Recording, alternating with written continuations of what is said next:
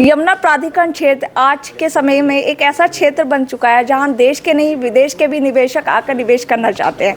देखिए, यमुना प्राधिकरण की 24 वर्षों की जो यात्रा है वो पूर्ण हो चुकी है। अपने रजत जयंती में वह प्रवेश कर चुका है। इस अवसर पर हमारे साथ खास बातचीत करने के लिए मौजूद है यमुना प्राधिकरण के मुख्य कार्यपालक अधिकारी डॉक्टर अरुणवीर सिंह। आइए बात करते हैं। सर, 10 न्यूज़ में सबसे पहले आपका बहुत बहुत स्वागत है। यात्रा की बात करें 24 वर्षों की, तो कैसी यात्रा रही है?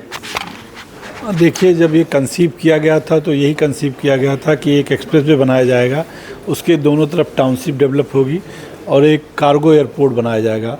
और एनसीआर पीवी की परिकल्पना थी 2004 में। हमारा गठन 2001 में हुआ। 2004 में एनसीआर ने अपने ड्राफ्ट मास्टर प्लानिंग में, रीजनल प्लानिंग में कहा था कि एक शहर बसाया जाएगा एक्सप्रेसवे के किनारे।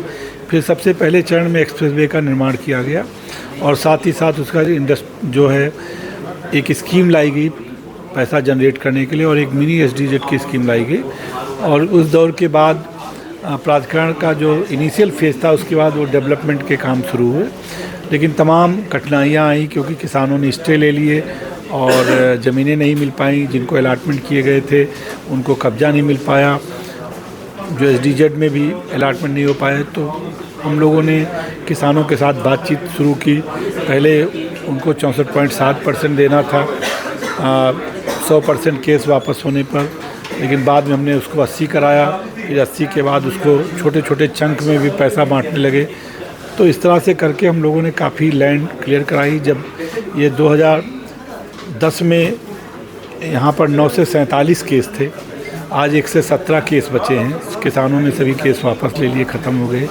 7,000 करोड़ का हम लोगों ने लैंड भी परचेज़ किया है पिछले 5 सालों में।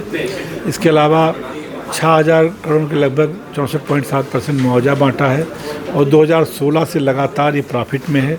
2014 तक 15 तक के लॉसेज में था, लगभग 8,000 करोड़ की। और अब पहले 1 से 6 करोड़ का प्रॉफिट, फिर 2 से 80 करोड़ का प्रॉफिट, फिर 3 से 9 करोड़ का प्रॉफिट, फिर 4 से 14 करोड़ का प्रॉफिट, फिर 5 से 4 करोड़ का इस साल प्रॉफिट हुआ। तो लगातार हम लोग प्रॉफिट कर रहे हैं और उत्तरोत्तर विकास कर रहे हैं। हम लोगों ने यहाँ इंडस्ट्रियल क्लस्टर डेवलप किए, उससे बहुत ही तेज़ी से गति आई। अब सेमीकंडक्टर पार्क विकसित हो रहा है, फिल्म सिटी विकसित हो रही है, अंतर्राष्ट्रीय एयरपोर्ट उड़ान के लिए तैयार है, वहाँ काम हो रहा है। इसके अलावा अभी कल ही भारत सरकार ने हम लोगों को इलेक्ट्रॉनिक मैन्युफैक्चरिंग क्लस्टर की एक दूसरी स्कीम दी है जिसमें हैबल एंकर यूनिट है। तो रोज़ कोई ना कोई नया आयाम हो रहा है। मेडिकल डिवाइस पार्क के लिए भी भारत सरकार ने हमको चुना था, उत्तर प्रदेश को, और यमुना को चुना था। उस पर भी काफ़ी काम हो गया है। तो लगातार इन सब चीज़ों के होने के साथ साथ रेवेन्यू जनरेशन भी बढ़ा, विश्वसनीयता भी बढ़ी और किसानों को स्टेक होल्डर के सहयोग से ही सब संभव हुआ। रेट भी हम लोगों ने किसानों के बहुत बढ़ा दिए। यहाँ का रेट अब ग्रेटर नोएडा से भी ज़्यादा है। किसी ज़माने में इसको बंद करके कहा जा रहा था कि अन्य अथॉरिटीज़ में मर्ज कर दिया जाए, वेतन देने के पैसे नहीं थे, बट अब पूरी तरह से ये बदलाव है।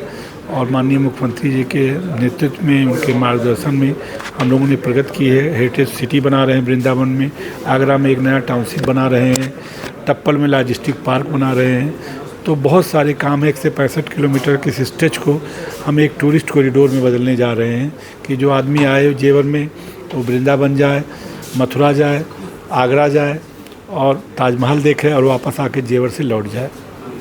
सर, देखिए, आपने जैसे बात करी, जब यमुना प्राधिकरण की स्थापना हुई थी वेतन देने के लिए पैसे नहीं थे, आज प्रॉफिट में है कहीं ना कहीं, और जो नाम यमुना प्राधिकरण का देश विदेश में गूंज रहा है। तो क्या कहना चाहेंगे, कौन से ऐसे विकास कार्य यहाँ पर हुए हैं, कौन से मील के पत्थर यहाँ रहे हैं?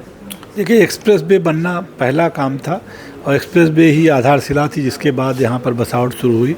उसके बाद जो लैंड ली गई, जो इन्वेस्टर्स आए, उनके साथ बातचीत करके उसको हल कराया गया।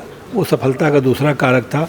तीसरा कारक एयरपोर्ट का आना, चौथा कारक इंडस्ट्रियल क्लस्टर डेवलपमेंट था, पांचवा कारक जो है वो भारत सरकार की जो बड़ी बड़ी महत्वाकांक्षी योजनाएं हैं, EMC1, EMC2 medical device park, उसका यमुना में आना। तो इस सब ने जोड़ करके इस शहर को और इस अथॉरिटी को एक अलग दिशा दी, एक नया आयाम दिया, जिसके परिणाम स्वरूप आज बहुत कुछ हो रहा है। और जो मल्टी मोडल कनेक्टिविटी है यहाँ एक्सप्रेसवे के साथ 60 मीटर पैरेलल रोड है, रैपिड रेल आ रही है, अप्रूव हो गई। रैपिड रेल कम मेट्रो है, उसी पे मेट्रो लाइन भी चलेगी, पार्ट टैक्सी भी है, LRT भी है, PRT भी है, गंगा एक्सप्रेसवे भी जेवर से जुड़ रही है। इसके अलावा आप जेवर की कनेक्टिविटी दिल्ली मुंबई एक्सप्रेसवे पर बल्लभगढ़ से बन गया है, पूरा रोड बन गया है 31 किलोमीटर स्ट्रेच का, जिसमें 23 किलोमीटर हरियाणा का, 8 किलोमीटर गौतम बुद्ध नगर का है। इसके अलावा भारतीय रेल पहली बार किसी भी एयरपोर्ट में पार्टिसिपेट कर रही है, ग्राउंड ट्रांसपोर्टेशन सिस्टम बना रही है। तो जेवर से चोला तक का 16 किलोमीटर एक रेलवे लाइन बन रही है, जिससे कि रेलवे हेड से भी जुड़ जाएगा और DFC के कॉरिडोर जो नोड है बैर, उससे भी जुड़ जाएगा। दूसरी साइड में मुंबई, दिल्ली मुंबई जो लाइन है, रेलवे लाइन है, उसमें रूधी स्टेशन से जोड़ा जा रहा है। तो rail, metro, rapid rail, PRT, LRT, road, expressway, पानी नहीं है, पानी को छोड़ करके सब कुछ की कनेक्टिविटी हो गई। और ये जो हम कहते हैं फ्यूचर इज हियर, वो साकार हो गया है और भविष्य यहाँ है। बहुत कुछ होने वाला आने वाले समय में यमुना प्राधिकरण में। देखिए सर, रजत जयंती में आप प्रवेश कर चुके हैं, क्या मैसेज देना चाहेंगे क्षेत्रवासियों को? हम आभार करना चाहेंगे सबसे पहले तो किसानों का, आवंटियों का। यही 2 मेजर हमारी ताकत है, उनके प्रति नमन, उनको नमस्कार, उनको बधाई। और उनका जो भविष्य हो, चाहे किसानों का हो, चाहे उनको मुआवजे में बढ़ोतरी हो, चाहे उनके लीज बैक हो, चाहे उनकी शिफ्टिंग हो, उनका जो हक है उनको मिल जाए पूरी तरीके से। और जो आवंटी हैं वो जो सपना लेकर के आए हैं, उस सपने के साथ जी सकें और उनके सपनों को पंख लग सके, ये हमारी आज यही मैसेज है। सर, 10 न्यूज़ से बात करने के लिए आपका बहुत बहुत धन्यवाद। हम उम्मीद करते हैं कि इसी तरह से आप तरक्की करते रहे। बहुत बहुत धन्यवाद सर।